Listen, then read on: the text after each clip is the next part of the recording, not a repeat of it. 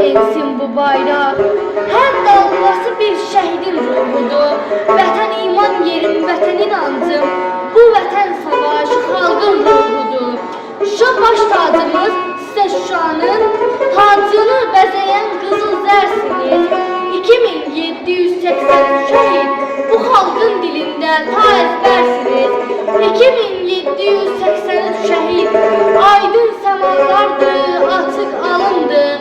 Sizin sayənizdə Ağdam azaddır, Kəlbəcər alındı, Laçın alındı. 2783 şəhid Xudayar səsində vətən sözüsüz.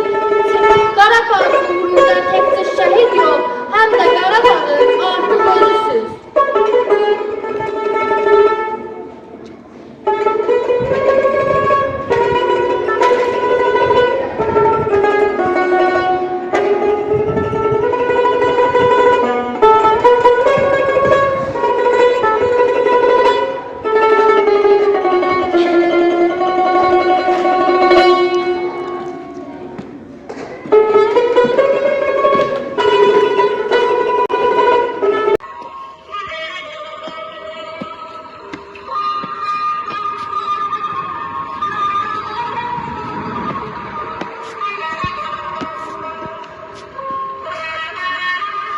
Bayraq kölgəsində şəhid məzarı.